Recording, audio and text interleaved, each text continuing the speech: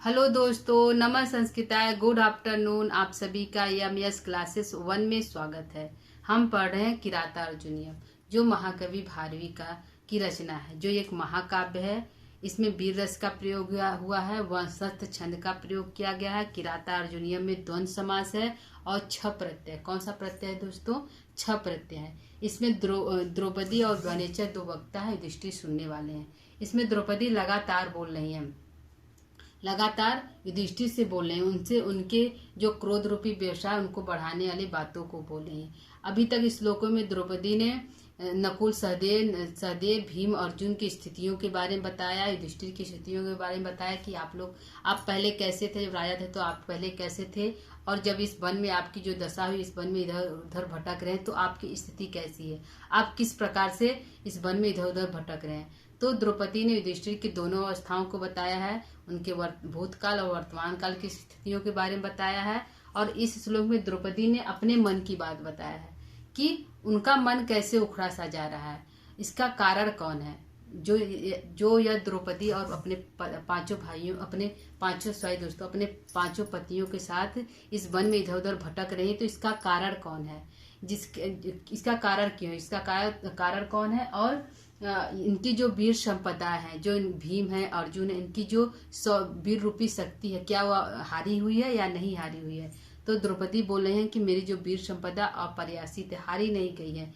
तो द्रौपदी को बहुत अधिक कष्ट है, जो उनका दुख है उनको पुनः याद आ गया है, क्योंकि वनेचर ने युधिष्ठिर से सारी बात, हस्तिनापुर के सारी बात बताए थे, और युधिष्ठिर ने कृष्णा के मतलब द्रौपदी के समक्ष जाके कुरुक्षेत्र, वहाँ कुरु प्रदेश की सारी बातों को बता दिए, जिससे कि द्रौपदी को बहुत अधिक क्रोध आ गया है, और जो नारी की मर्यादा है उसको लांघ गई है, और एक राजा से बातें कर रही हैं, और अपने कष्ट को बयां कर रही हैं, क्योंकि उनके साथ जो हुआ था बहुत बुरा हुआ था। बड़ी सभा में उनकी साड़ी को खींचा गया था। तो उनका जो कष्ट है, इस श्लोक में उनका कष्ट बोलेगा कि वह किस प्रकार से दुखी है, दुखी किस प्रकार से वह दुखी है, वह क्या चाहती हैं। तो आइए इसको पढ़ते हैं दोस्तों, इसका अर्थ देखते हैं।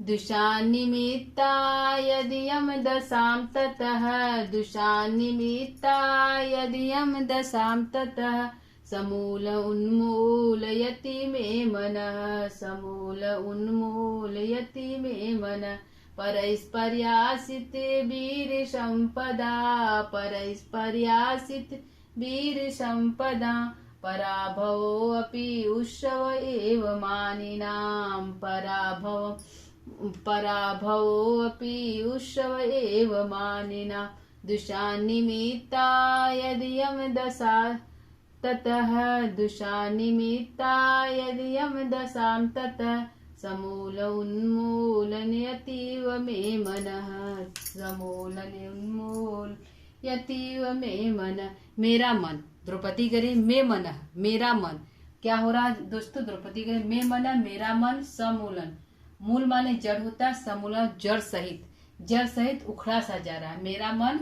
जड़ सहित उखड़ा सा जा रहा है। क्या हो रहा है दोस्तों? जड़ सहित उखड़ा सा जा रहा है, जड़ सहित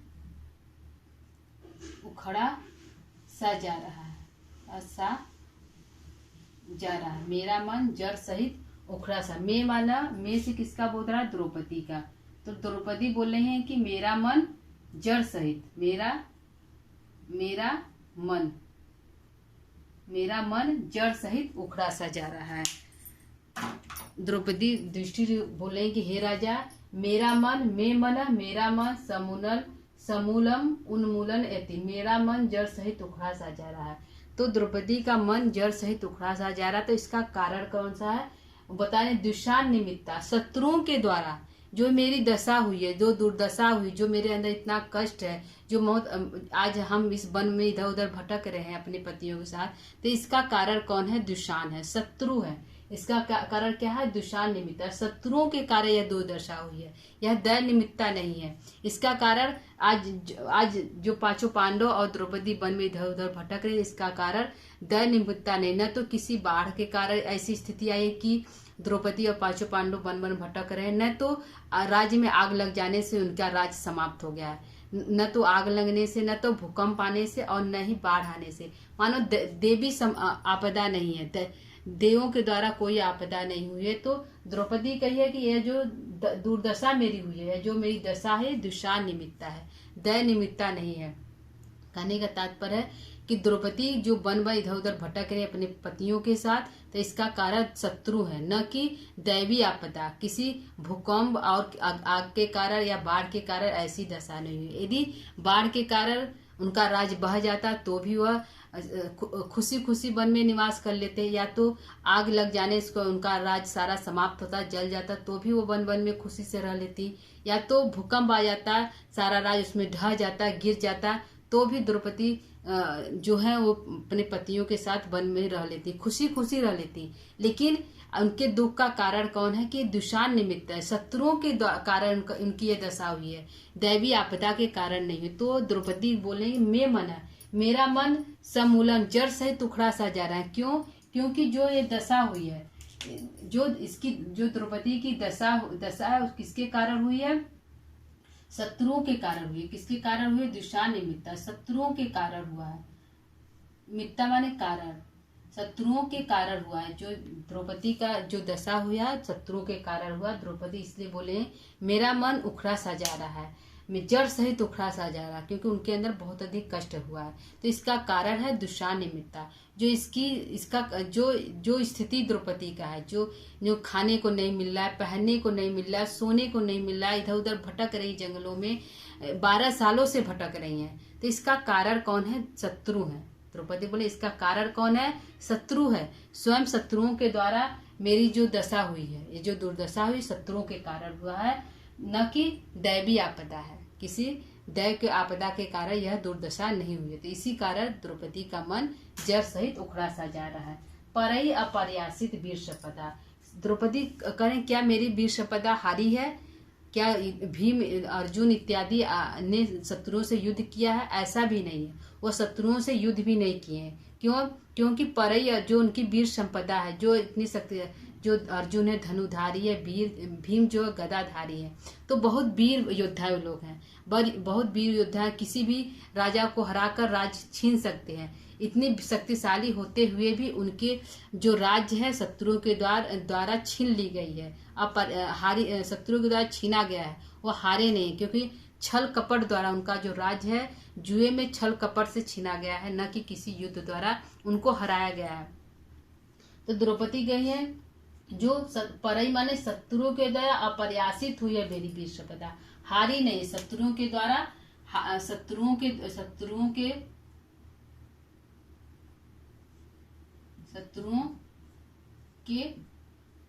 द्वारा तृतीया का बहुवचन, परई शत्रुओं का तृतीया का बहुवचन द्वारा, तो शत्रुओं के द्वारा अपर्यासित है, जो हारी नहीं है। शत्रुओं के द्वारा हारी नहीं है। तो क्या नहीं हारी दोस्तों? वीर संपदा। जो भीम इत्यादि, अर्जुन इत्यादि जो उनकी शक्तिशाली योद्धा है, उनके द्वारा हारी नहीं गई। तो उनकी जो वीर संपदा है, संपत्ति है, उनकी जो वीर संपदा है वह शत्रुओं के द्वारा हारी नहीं। द्रौपदी बोले हैं कि जो परई अपर्यासित, शत्रुओं के द्वारा मेरी जो वीर संपदा है वो हारी नहीं गई है, क्योंकि यह जो दुर्दशा शत्रुओं के द्वारा हुई है, लेकिन किसी युद्ध के द्वारा नहीं हुई। युद्ध के द्वारा हम अपनी राज्य को नहीं हारे, शत्रुओं के द्वारा छल द्वारा राज छीना गया है। तो वही करें कि हमारी जो वीर संपदा है, अर्जुन गांडीधारी अर्जुन है, भीम जो गदाधारी है, नकुल सहदेव है, युधिष्ठिर है, वह शत्रुओं से युद्ध नहीं किए हैं, उनको हराया, किसी युद्ध में हराया नहीं गया है, उनसे उनका राज्य छीना गया है। कैसे छीना गया है दोस्तों? छल कपट के द्वारा छीना गया है, जुए में छल के द्वारा उनके राज्य को छीना गया है। तो वही द्रौपदी कह रही है कि मेरी जो वीर संपदा है वह किसी शत्रुओं द्वारा हारी नहीं गई है, अपर्यासित है। मेरी जो वीर संपदा अपर्यासित है, हारी नहीं है, उसको शत्रुओं द्वारा छीना गया है। यदि हम हार जाते, कह रही है मानिना नाम, यदि हम छत्रारी, जो हम योद्धा हैं, छत्री हैं, यदि हम हार भी जाते तो इस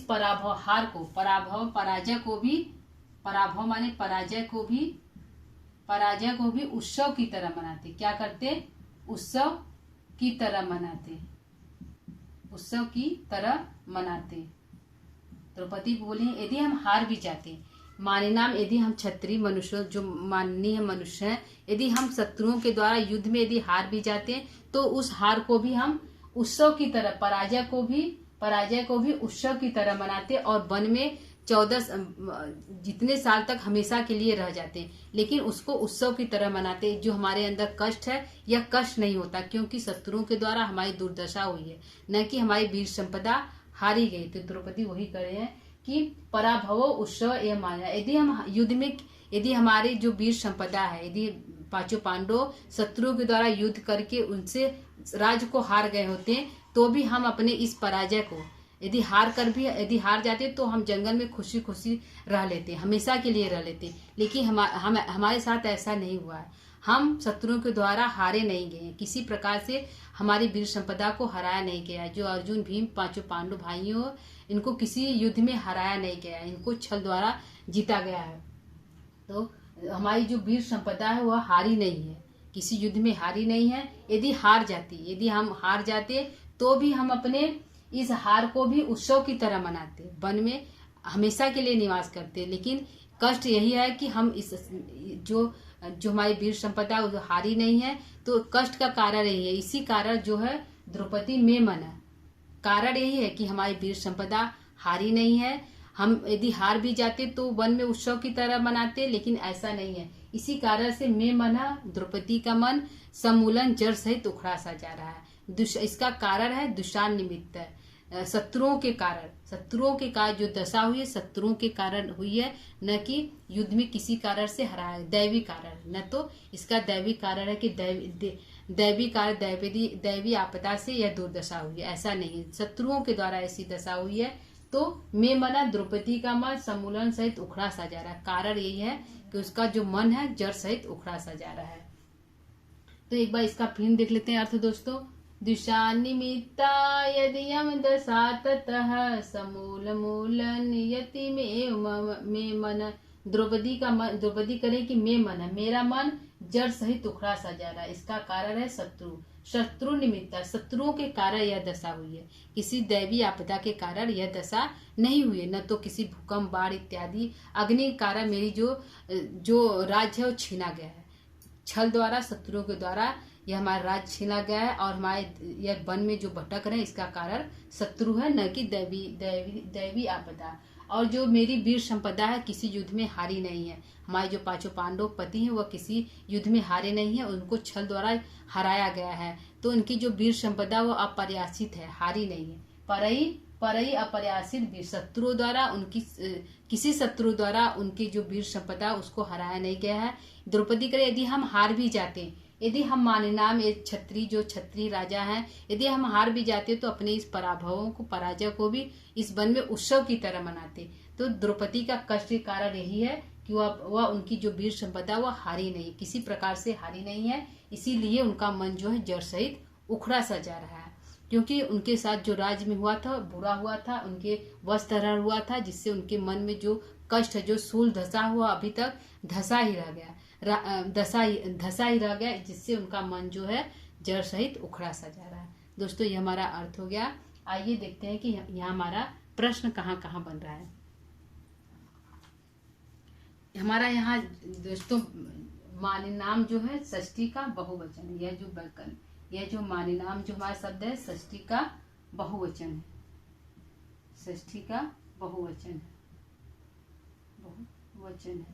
और मे शब्द जो है अस्मद का वैकल्पिक रूप है। मे नौन जो वैकल्पिक रूप होता है, मे शब्द जो है अस्मद शब्द का षष्ठी का एक वचन है, षष्ठी का एक वचन है, वैकल्पिक रूप है, एक वचन है। और यदि जो इसका मूल रूप होता है मना होता है, क्या होता है मना, मम होता है। सही दोस्तों, इसका जो मूल रूप होता है मम होता है, वैकल्पिक रूप में होता है, षष्ठी का एक वचन। और मानिनाम है षष्ठी का बहुवचन है। यहाँ पे पराभव अपि उत्सव, यहाँ पे हमारा यर संधि हुआ, अपि उत्सव, य में उ जो है उत्सव, तो ये अपि य जो है ई है, तो अपि यर संधि हमारा यहाँ पे है, यर संधि है, संधि हमारा यहाँ पे हुआ है। तो यति यहाँ पे जो यदि ये पंक्ति उठाकर दे दिया समूलन मूल यति ये जो शब्द आया है यहाँ पे, ई वो जो शब्द आया है या उत्प्रेक्षा अलंकार के लिए आया है। क्या है दोस्तों? उत्प्रेक्षा अलंकार के लिए आया है। किसके लिए आया? उत्प्रेक्षा, यह जो ई शब्द आया उत्प्रेक्षा अलंकार के लिए आया है। पूछ दिया कि इस पंक्ति में कौन सा अलंकार है दोस्तों, तो उत्प्रेक्षा अलंकार है। कौन सा अलंकार है? उत्प्रेक्षा अलंकार है। आइए देखते हैं प्रश्न हमारा क्या क्या बनना है। तो पहले ये जो हमारा पंक्ति है लास्ट वाला, पराभव अपि उत्सव ये मानिना, ये हमारी सुक्ति है। क्या है दोस्तों? सुक्ति है। ये हमारा जो है सुक्ति है। जो पराभव ये हमारी सुक्ति है। इसमें ये पंक्ति उठाकर दे दिया कि यह पंक्ति किस कवि की रचना है, तो भारवी की है। इसमें किस किताब से, किस बुक से लिया गया, इसका किस बुक से लिया गया, तो किराता अर्जुनियम। जो किस दोस्तों पराभव उत्सव या मायनाम किस महाकाव्य से लिया गया है, तो किराता अर्जुनियम। इसके रचयिता कौन है, तो भारवी हैं सुक्ति के। इसमें कौन सा रस है, तो वीर रस है। इसमें इस पंक्ति में किस छंद का प्रयोग किया गया है, तो वंशस्थ छंद का प्रयोग किया गया। किसका दोस्तों? वंशस्थ छंद का प्रयोग किया गया। वंशस्थ छंद का प्रयोग किया गया इस पंक्ति में, और वीर रस का प्रयोग किया गया है। वीर रस का वंशस्थ छंद का प्रयोग किया गया है। भारवी इसकी पंक्ति के रचयिता है, और किराता अर्जुनियम है।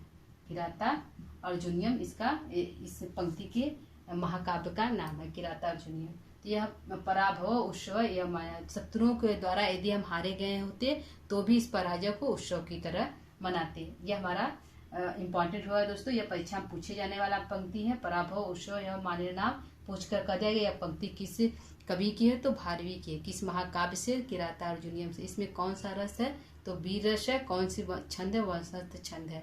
ठीक है दोस्तों, तो यह हमारा हो गया। अगला क्वेश्चन देखते हैं हमारा कहाँ कहाँ बन रहा है। किसका मन जड़ सहित उखड़ा सा जा रहा है? प्रश्न हमारा है किसका मन जड़ सहित, किसका मन जड़ सहित उखड़ा सा जा रहा है? किसका मन जड़ सहित उखड़ा सा जा रहा है? जड़ सहित उखड़ा सा जा रहा है।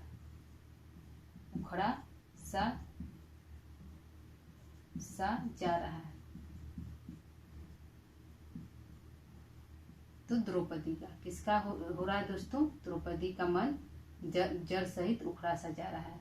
दूसरा क्वेश्चन हमारा है द्रौपदी के इस दशा का कारण कौन है? द्रौपदी के इस दशा का कारण कौन है? तो दोस्तों दुशान है, शत्रु है। किसकी वीर संपदा हारी नहीं गई है? किसकी वीर संपदा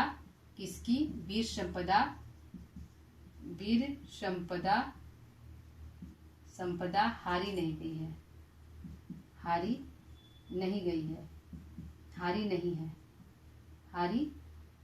है।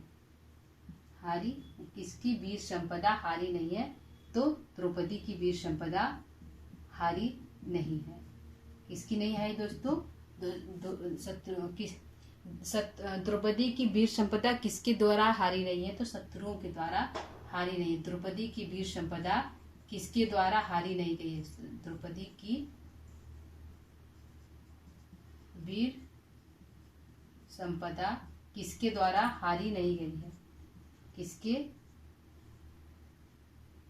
द्वारा हारी नहीं गई है, तो परई शत्रुओं के द्वारा। किसके द्वारा दोस्तों? शत्रुओं के द्वारा हारी नहीं गई है। किसके द्वारा दोस्तों? शत्रुओं के द्वारा हारी नहीं गई है। यदि शत्रुओं के द्वारा हारी नहीं गई, किसका मन जड़ सहित उखड़ा जा रहा है? द्रौपदी का मन जड़ सहित उखड़ा जा रहा है। द्रौपदी के कष्ट का कारण कौन है? तो शत्रु है।